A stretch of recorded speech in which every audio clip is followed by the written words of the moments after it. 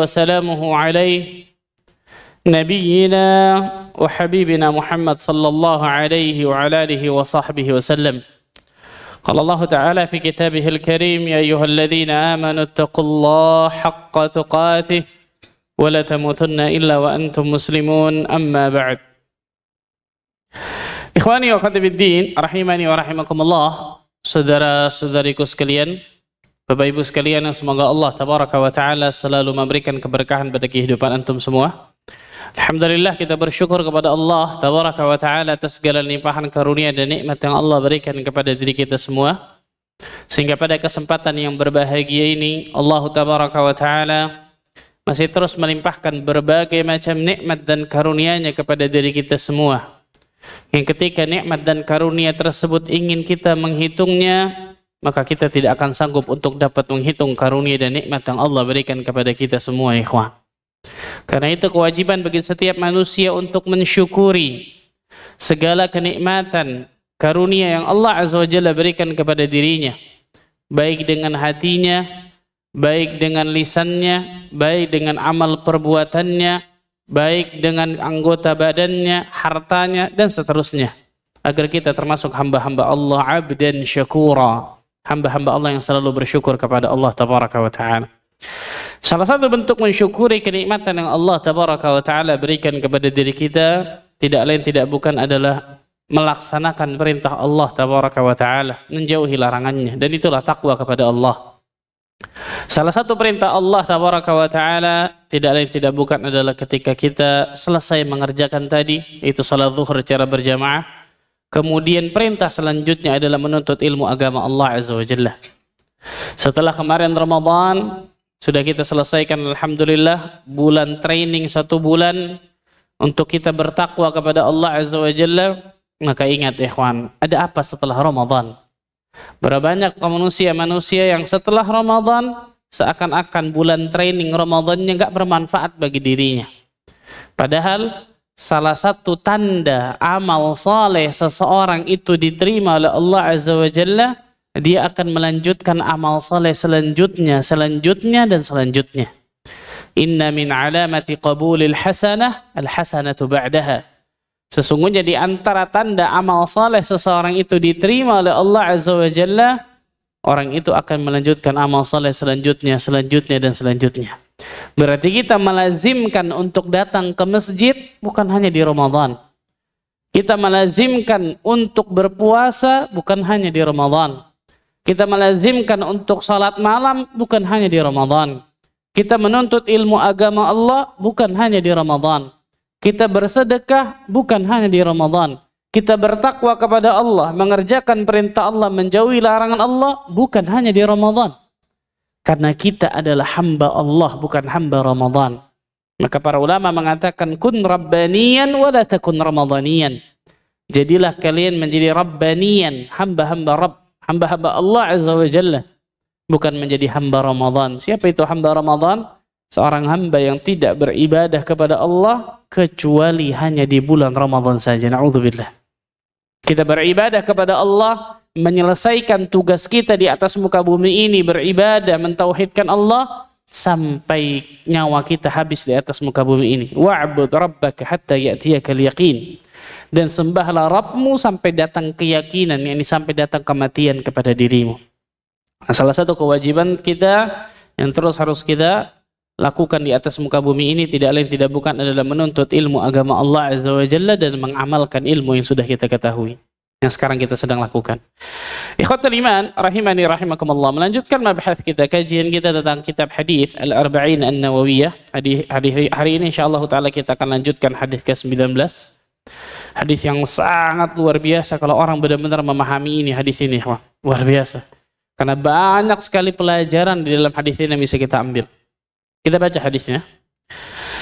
Qala al-muallifu rahimahullahu ta'ala, penulis berkata, al-hadithu tasi' ashar, hadis ke-19, an Abil Abbas, Abdullah bin Abbas radhiyallahu anhuma, qal, dari Abul Abbas, Abdullah bin Abbas, semoga Allah Azza wa Jalla meridai keduanya.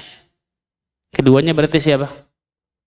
Abdullah dan Al-Abbas ibn Abdul Muttalib. Siapa Al-Abbas ibn Abdul Muttalib? paman Nabi sallallahu alaihi wasallam. Salah satu paman Nabi yang mendapatkan hidayah untuk masuk Islam selain Hamzah adalah Al-Abbas ibn Abdul Muttalib. Anaknya, salah satu anaknya Al-Abbas ibn Abdul Muttalib menjadi ulama besar luar biasa di kalangan sahabat, namanya Abdullah. Abdullah ibnu Abbas, terkenalnya Ibnu Abbas radhiyallahu anhuma. Maka kalau disebut kalau radhiyallahu anhuma berarti dua-duanya sahabat nih. Ayah dan anak dua-duanya sahabat. Sama seperti Jabir bin Abdullah radhiyallahu anhuma. Ayah dan anak dua-duanya apa? Sahabat Nabi radhiyallahu anhum. Nah, dari Abdullah bin Abbas, semoga Allah azza wa jalla meridai keduanya, qala, beliau berkata, kuntu khalfan Nabi sallallahu alaihi wasallam yauman. Pada suatu hari, aku pernah dibonceng oleh Nabi sallallahu alaihi wasallam di belakang. Kemudian beliau berkata, faqala li. Beliau berkata kepada diriku, lihat bagaimana ketawaduan Nabi sallallahu alaihi wasallam ya. Kita temukan banyak hadis-hadis ketika Rasul sallallahu alaihi wasallam membonceng sahabatnya. Seperti Rasul membonceng Muadz bin Jabal, salah satunya ini membonceng anak kecil yang bernama Abdullah bin Abbas. Faqala li, maka Rasul sallallahu alaihi wasallam berkata kepada diriku, ya ghulam, inni u'allimuka kalimat. Wahai ghulam. Ghulam ini panggilan sayang untuk anak kecil. Di dalam bahasa Arab, panggilan sayang untuk anak kecil. Berarti anak ini belum baligh nih. Tapi sudah mumayyiz, sudah tamyiz. Mumayyiz itu umur sekitar 7-8 tahun. 7-8 tahun itu kan biasanya belum baligh, tapi sudah mumayyiz, sudah tamyiz.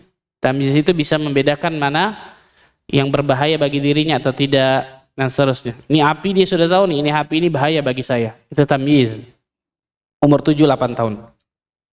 Ya ghulam, wahai anak kecil, inni u'allimuka kalimat. Sesungguhnya aku akan mengajarkan kepadamu beberapa kalimat. Beberapa kalimat. Subhanallah. Nanti kita jelaskan ini. Ihfazillaha yahfazka. Jagalah Allah, maka Allah akan menjagamu. Ihfazillaha tajidhu tujahak.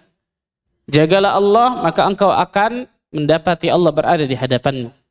Wa idza sa'alta fas'alillah. Apabila engkau meminta, mintalah kepada Allah. Wa idza ista'anta fasta'in billah. Apabila engkau meminta pertolongan, minta pertolonganlah kepada Allah azza wa jalla. Wa'lam, ketahuilah, annal ummah law ijtama'at ala an yanfa'uka bi syai'in lam yanfa'uka illa bi syai'in qad katabahu Allahu lak. Ketahuilah, kalau seandainya seluruh umat ini ingin berkumpul semua, ingin memberikan manfaat kepada dirimu, itu tidak akan pernah terjadi kecuali Allah azza wa jalla mentakdirkan itu terjadi. Ini Rasul sallallahu alaihi wasallam mengajarkan anak kecil loh, bayangkan ya. Bagaimana pendidikan Nabi sallallahu alaihi wasallam kepada para sahabat yang luar biasa. Lanjutannya. Wa in ijtama'u ala an yadurruka bi syai'in lam yadurruka illa bi syai'in qad katabahu Allahu 'alaik. Dan seandainya mereka berkumpul semua tuh, seluruh umat di atas muka bumi ini berkumpul untuk memberikan bahaya, kemadaratan kepada dirimu, itu tidak akan pernah terjadi kecuali Allah takdirkan untuk dirimu. Allahu akbar. Rufi'atil aqlam wa jaffatis suhuf. Pena telah diangkat dan lembaran telah kering. Dalam hadis yang lain, dalam riwayat yang lain, Rasul sallallahu alaihi wasallam bersabda kepada Abdullah bin Abbas, "Ihfazillaha tajidhu amamak."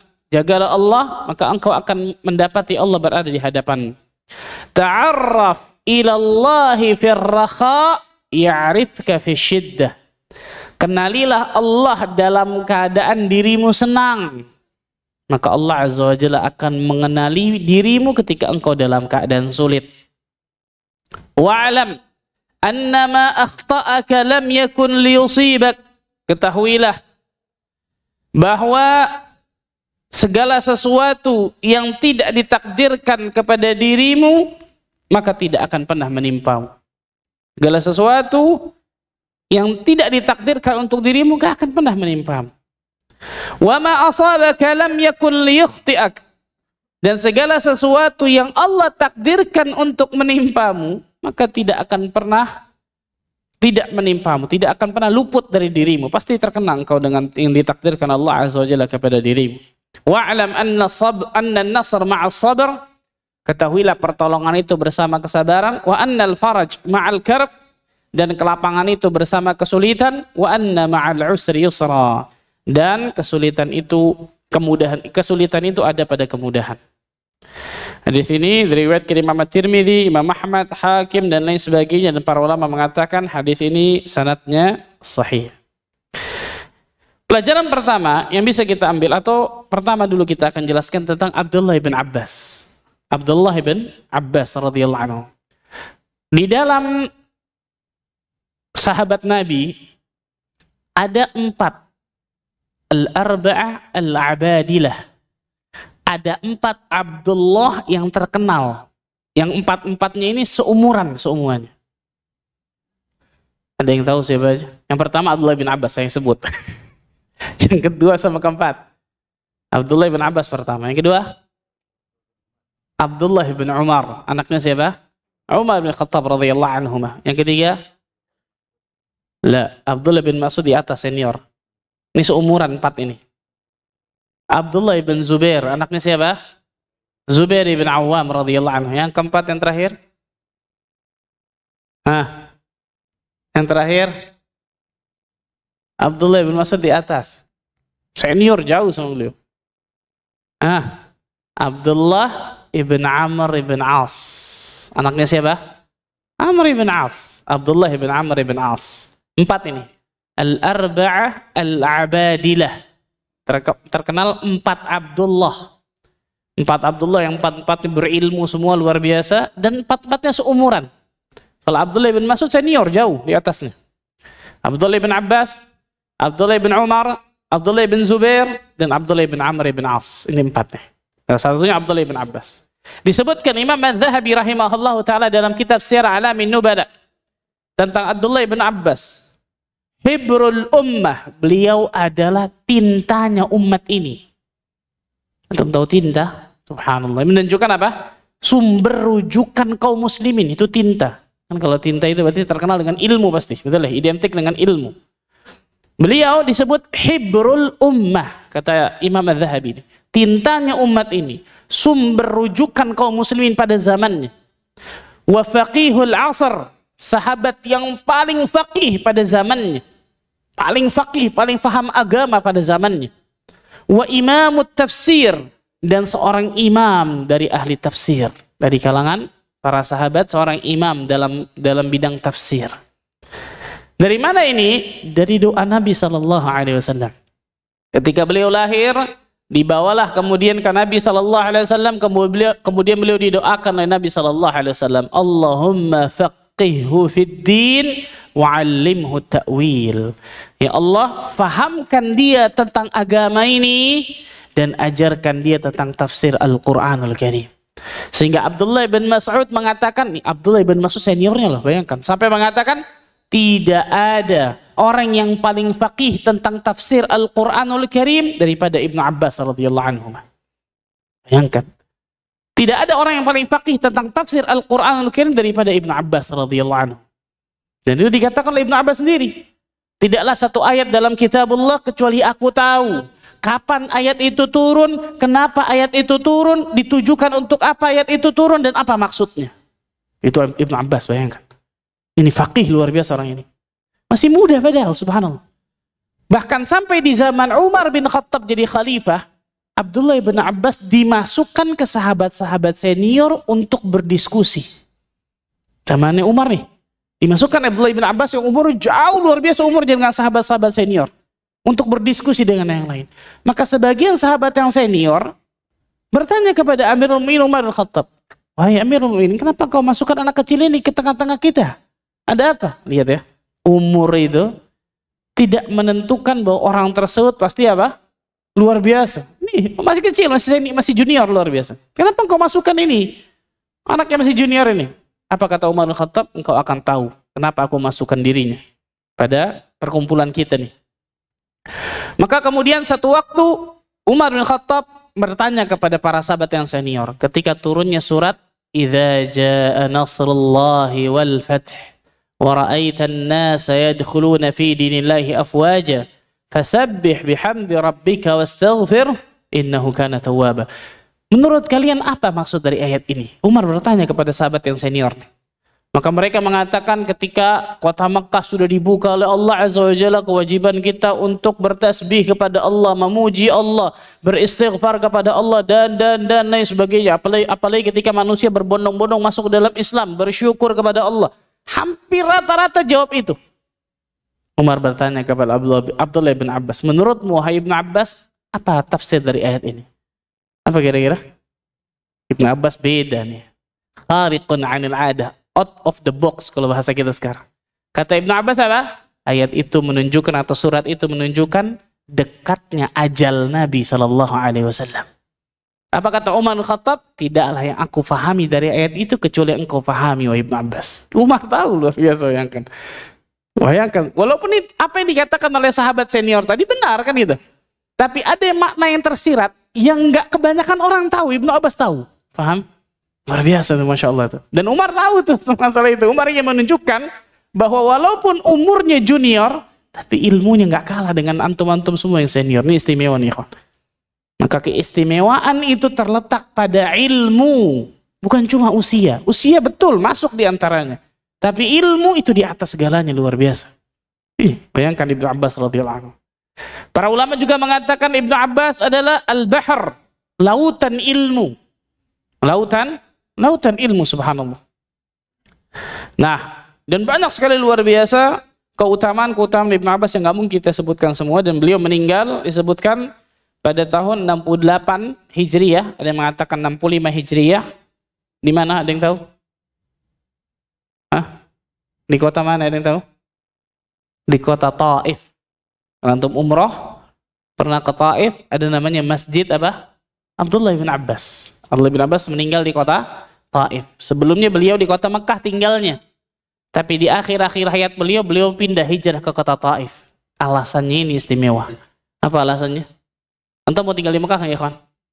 Mau tinggal di Madinah nggak? Apa alasan antum mau tinggal Mekah Madinah? Supaya biasa salat apa? Masjidil Haram, Masjid Nabawi, betul ya? Ini ulama nih, out of the box. Kenapa engkau tinggal di Taif, Ibnu Abbas? Sudah tinggal di Mekah, sudah enak, luar biasa. Apa disebutkan? Aku takut ketika aku berbuat kedurhakaan dosa kepada Allah, dosaku bisa dikalikan lipat ketika aku di Mekah itu tuh. Bayangkan ya, pemikirannya luar biasa, Masya Allah. Aku takut ketika aku berbuat dosa, padahal orang-orang seperti ini mungkin orang yang paling jauh untuk berbuat dosa dan kesalahan, betul ya? Aku takut ketika aku di Mekah, aku berbuat dosa dan kesalahan, Allah Azza wa Jalla bisa lipat gandakan atau perkeras azabnya ketika aku berbuat dosa di kota Mekah. Allahu Akbar. Enggak, aku lebih baik kemudian hijrah ke kota Taif sampai meninggal di kota Taif tersebut. Kuburannya di kota Taif. Allahu Akbar. Ubay bin Ka'ab radhiyallahu anhu mengatakan, "Hadza yakunu hibrul ummah utiya aqlan wa fahman." Dia adalah sosok panutan umat ini yang Allah berikan pemahaman dan akal yang sempurna kepada dirinya. Abdullah bin Abbas radhiyallahu anhu.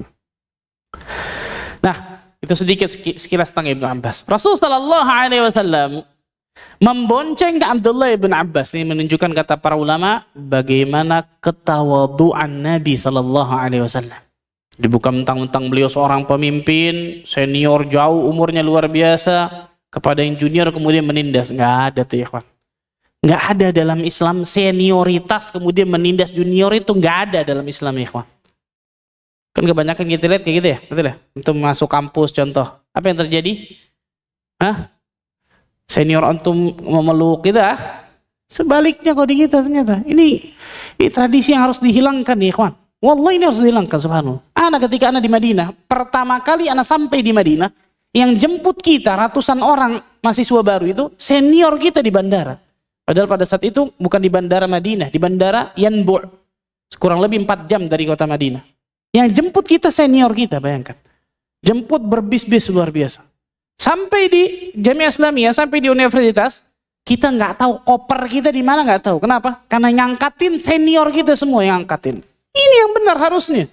Bukan ketika senior, wah luar biasa semena-mena kepada junior. Itu yang terjadi, betul ya? Sampai mati anak orang kemudian ketika junior disiksa luar biasa, pembulian. Ini nggak ada dalam ajaran Islam ini, subhanallah. Lihat Nabi SAW membonceng Ibnu Abbas, membonceng Mu'adz bin Jabal, menunjukkan bagaimana ketawaduan Nabi SAW. Ini orang yang berilmu, ikhwan. Ini orang yang berilmu harusnya, subhanallah. Tawadunya Nabi SAW dibonceng, bayangkan. Dan dari sini bisa kita lihat apa? Bagaimana pengajaran Nabi SAW kepada para sahabatnya itu luar biasa. Sangat luar biasa pengajaran Nabi. Beliau ini bisa mencetak Abdullah bin Abbas yang seorang anak kecil jadi ulama besar. Beliau bisa mencetak Khalid bin Walid menjadi panglima perang yang tidak terkalahkan sepanjang sepanjang usianya. Beliau bisa mencetak Umar bin Khattab Al-Faruq, pembeda yang bisa menghancurkan Persia dan juga Romawi. Beliau SAW bisa mencetak Abu Bakar As-Siddiq radhiyallahu anhu, yang keimanannya lebih kuat daripada seluruh manusia di atas muka bumi ini kecuali Nabi dan Rasul. Lihat, ini luar biasa nih. Pengajaran Nabi SAW, guru terbaik itu mengetahui bagaimana cara terbaik mengajar murid-murid itu pasti berbeda. Itu ketika orang guru pasti tahu nih, kawan. Anak ketika ngajar, kalau yang seperti ini mungkin nggak begitu kelihatan. Kalau di kelas kelihatan banget. Ada seorang santri yang seperti ini, ada santri seperti ini, itu nggak bisa semua dipukul rata tuh, ikhwan. Oh, ini kalau sini harus seperti ini, kalau ini harus seperti ini, kalau ini harus seperti ini. Nabi SAW bisa mengajar semua sahabatnya dan jadi semuanya luar biasa. Itu istimewa, Masya Allah. Guru terbaik mengajarkan murid terbaik. Salah satunya ini. Rasulullah SAW mengetahui tentang kelebihan Ibnu Abbas radhiyallahu anhu, maka beliau mengajarkan ini salah satunya nih.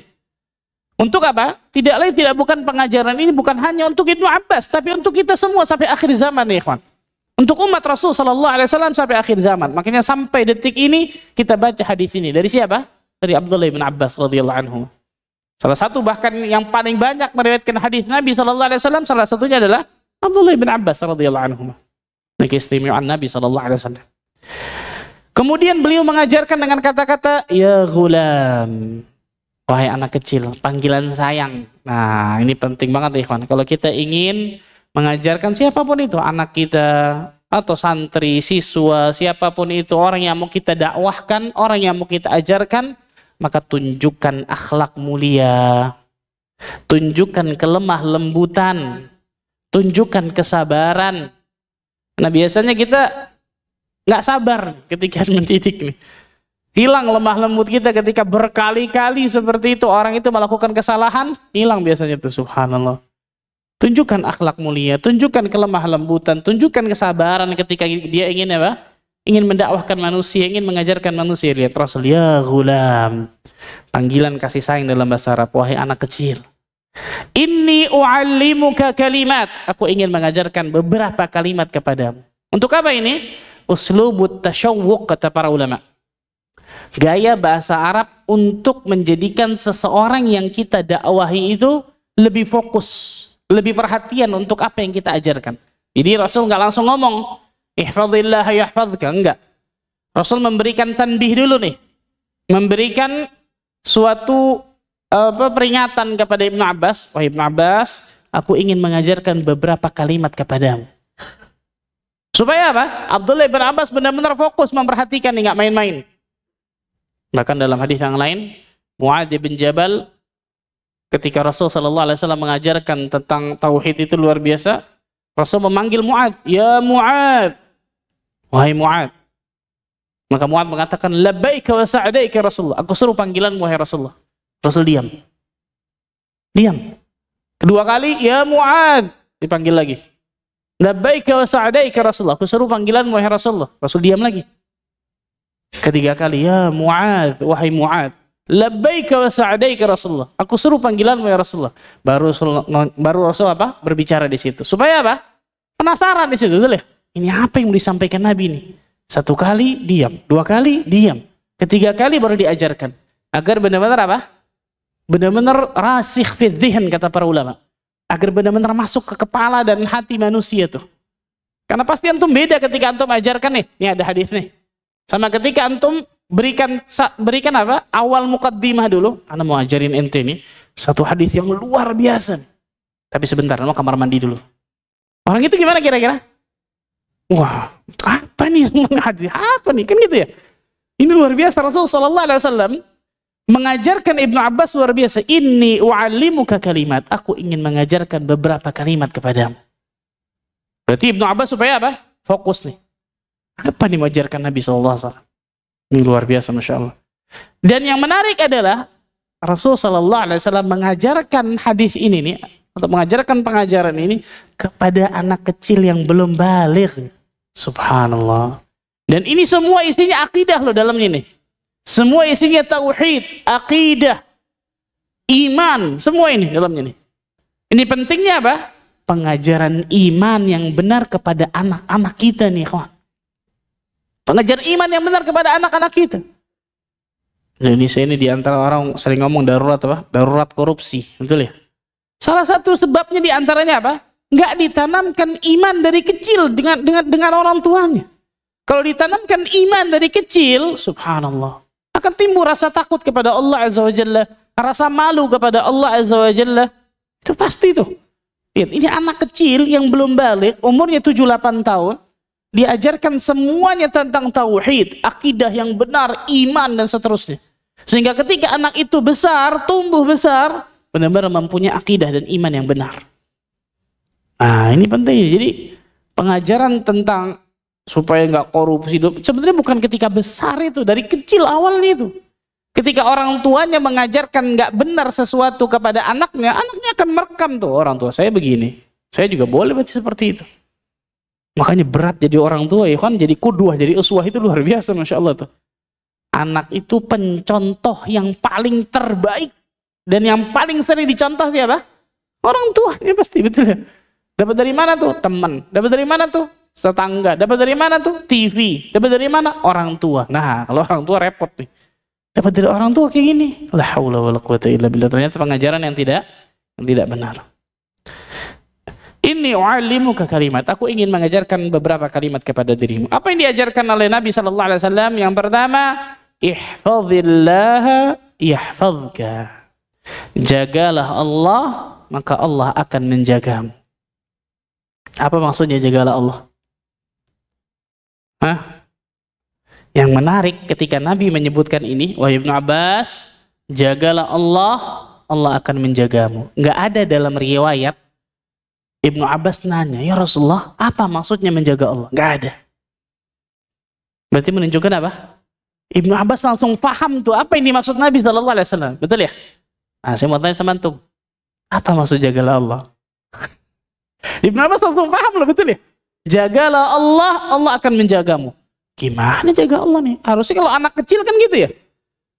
Ini menunjukkan yang pertama kata para ulama, bahwa lughatul Arabiyah, bahasa Arab yang disampaikan oleh Nabi kepada Ibnu Abbas itu sudah difahami, maklum.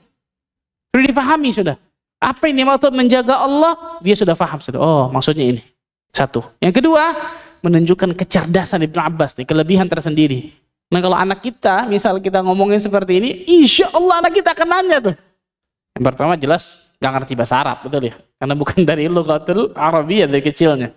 Yang kedua, biasanya apa? Anak itu kan mengimprove sesuatu. Jagalah Allah gimana Pak? Gimana Bu? Kan gitu. Ibnu Abbas nggak nanya sama sekali, nggak ada dalam riwayat disebutkan Ibnu Abbas nanya, ya Rasulullah, apa maksud menjaga Allah? Enggak. Karena langsung dipahami. Oh, ini maksud menjaga Allah gitu. Ini menunjukkan dua nih. Yang pertama tadi lughatul Arabiyah, tentang pahamnya bahasa Arab ketika disebutkan gaya bahasa seperti ini. Yang kedua menunjukkan kecerdasan Ibnu Abbas. Walaupun beliau masih kecil, ketika Rasul menyebutnya seperti itu langsung paham. Istimewa nih, Masya Allah nih.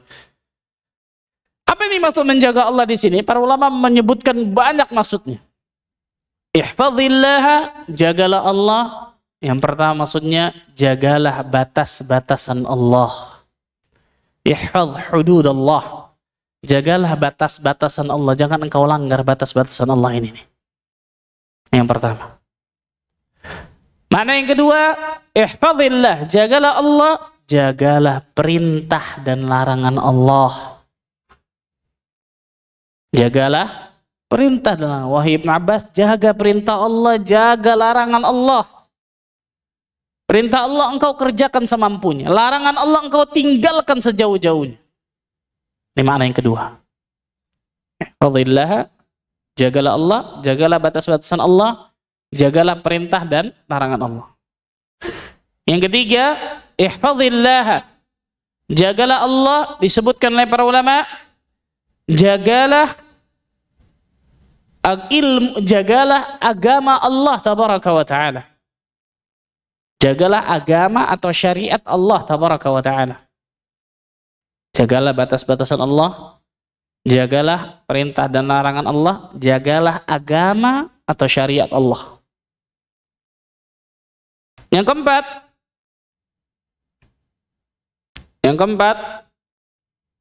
jagalah Allah, maksudnya adalah jagalah hak-hak Allah tabaraka wa ta'ala. Kalau hak Allah berarti kewajiban siapa?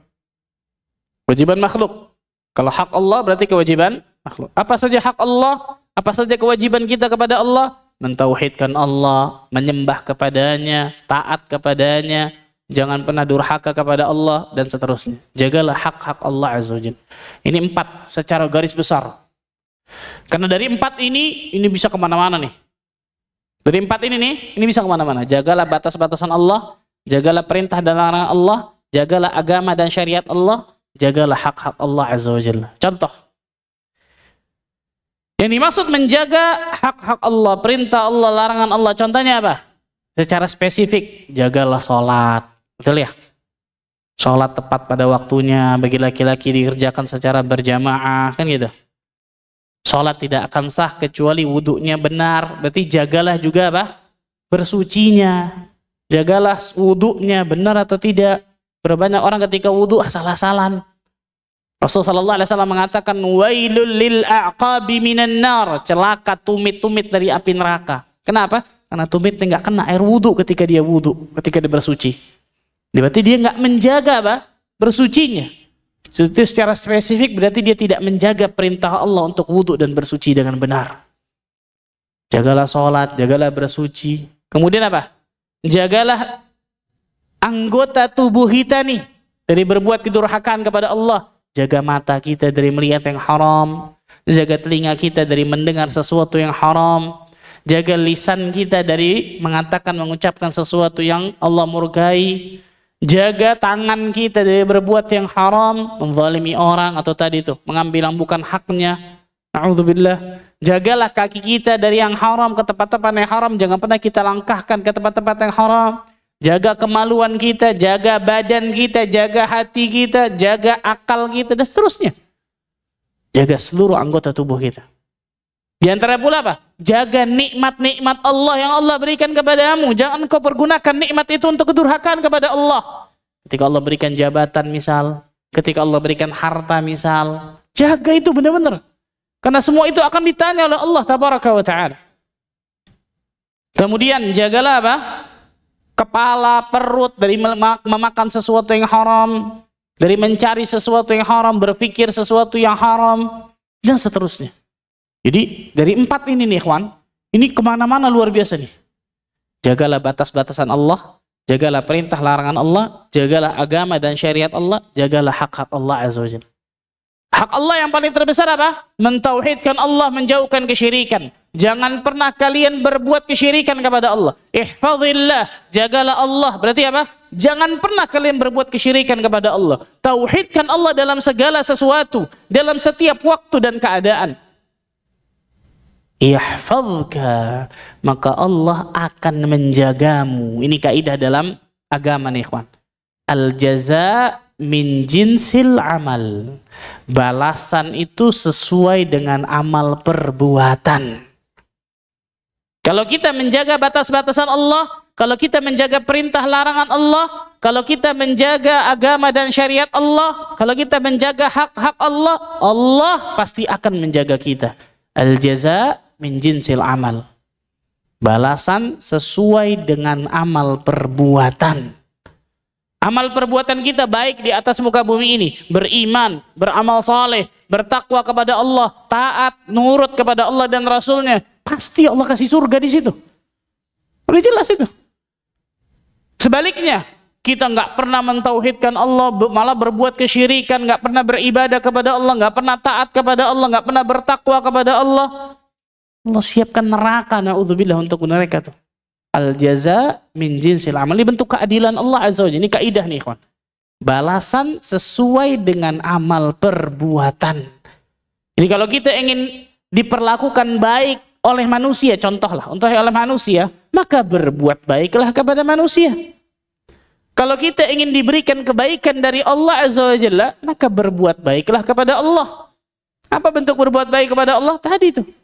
Menjaga batasan Allah, perintah Allah, larangan Allah, agama Allah, syariat Allah, hak-hak Allah, dan seterusnya.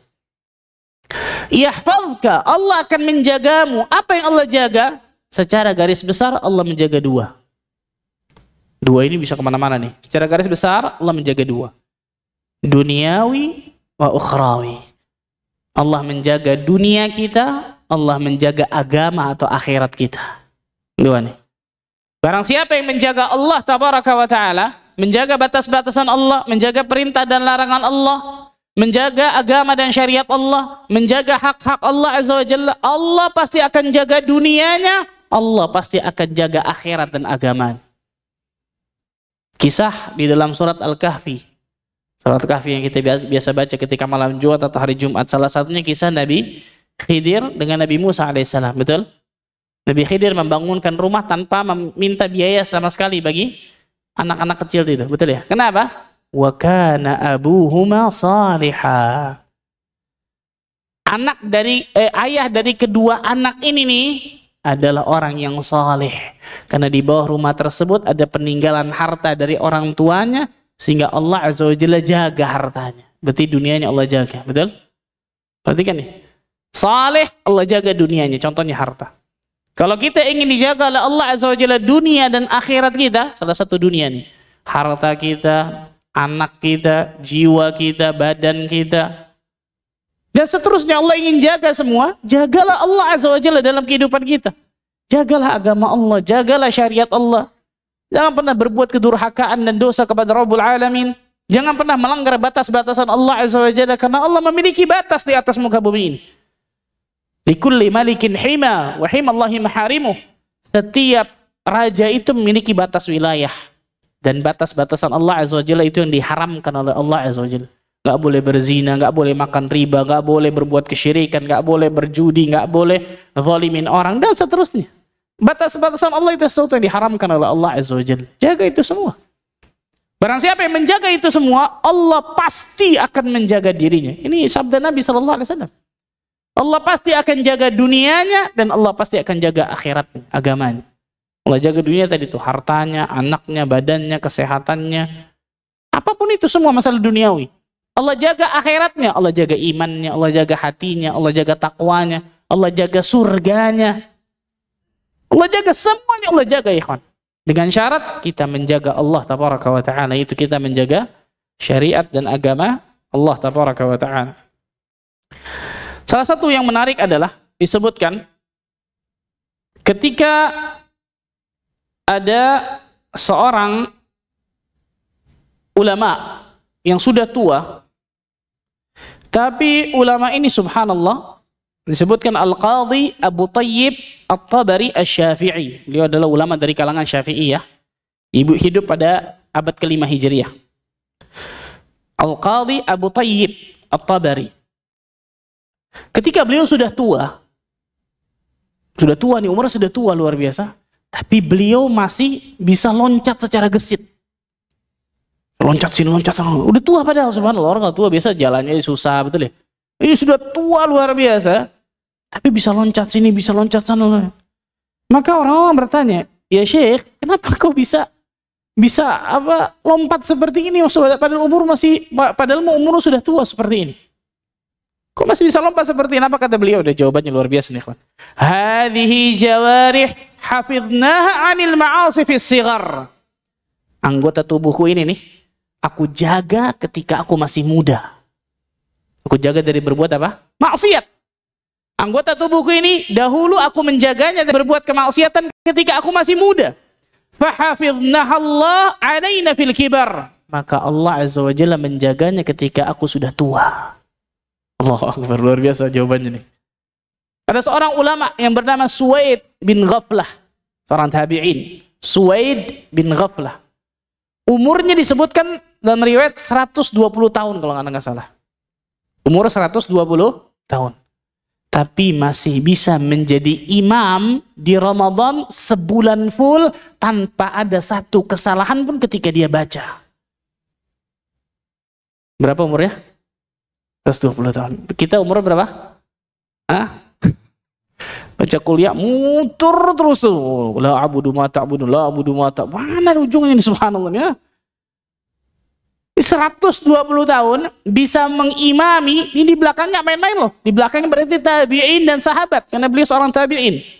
Tabi'in senior, 120 tahun umurnya. Tapi masih bisa mengimami 1 bulan full jadi imam di Ramadan. Ramadan lah. Ramadan salat tarawihnya sahabat dan tabi'in bukan kayak kita, subhanallah. Baru 1 ayat ruku, paling top 3 ayat. Enggak. Dari malam sampai dekat sahur, bayangkan. Dan tidak ada yang salah di dalam 1 bulan tersebut. Dan 120 tahun masih bisa jadi imam, bayangkan. Ketika beliau ditanya, ya Syekh, ya Suwaid ibn Ghaflah, kenapa engkau bisa, subhanallah, hafalanmu masih mutqin 120 tahun, badanmu masih prima, bisa jadi imam ketika Ramadan sebulan full, luar biasa. Apa kata dirinya? Karena aku menjaga Allah Azza wa Jalla ketika aku masih muda, maka aku yakin Allah menjaga diriku ketika aku tua. Allahu Akbar. Makanya nggak ada, ikhwan, ulama yang ketika tambah tua tambah ditinggalkan oleh umat. Nggak ada. Yang ada sebaliknya.